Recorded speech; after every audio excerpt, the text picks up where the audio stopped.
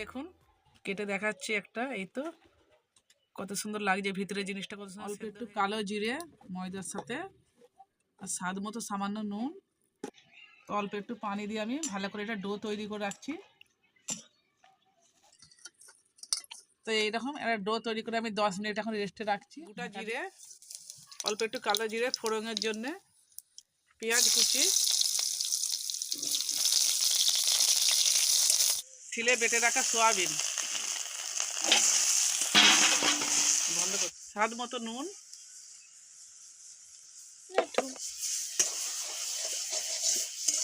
লঙ্কা গুঁড়ো, হলুদ গুঁড়ো, ধনে গুঁড়ো, গাজর কুচোনা, বিট কুচোনা, গাজর কুচোনা, গ্রেট করে রাখা সব,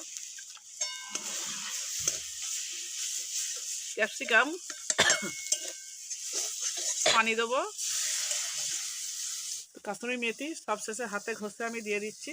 কাসুরি মেথি যদি না থাকে এর বদলে ধনে পাতা দিতে পারেন। এই ভাজা ভাজা হয়ে গেছে, এবারে নিয়ে দেবো। এই তো 10 মিনিট পরে আমি আটাটাকে একটু বেলে নেবো, একটু ময়দা ছড়িয়ে দেবো। তো আমি একটাই রুটি কিন্তু বেলে নিয়েছি, দেখতে পাচ্ছেন একটাই বড় করে রুটি বেলে নিয়েছি আমি। তো এরমভাবে আমি এই পুরটাকে সেজিয়ে দেবো।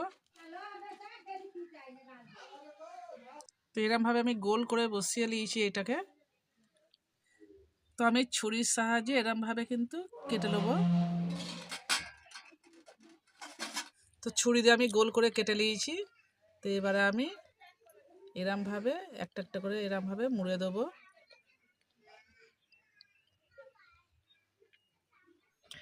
তো এরমভাবে আমি পুরোটা মুখগুলো বন্ধ করে দিয়েছি।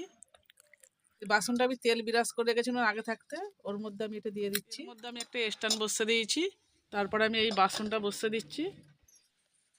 তো আমি কিছু এর মধ্যে এটা দিয়ে দিচ্ছি, তারপরে আমি এই জামটা ঢাকা দিয়ে দেবো, দিয়ে আমি 20 মিনিট জাল করে নেবো। তো বন্ধুরা 20 মিনিট হয়ে গেছে।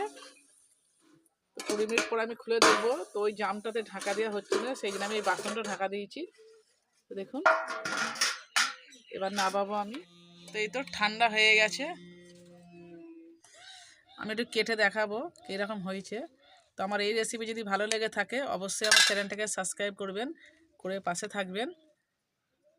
তো বন্ধুরা দেখুন কেটে দেখাচ্ছি একটা, এই তো কত সুন্দর লাগছে ভিতরে জিনিসটা, কত সুন্দর সেদ্ধ হয়ে গেছে। রেসিপি যদি ভালো লেগে থাকে অবশ্যই আমার চ্যানেলটাকে সাবস্ক্রাইব করে পাশে থাকবেন। তো আজকের মতো আমি ভিডিও এখানেই শেষ করছি।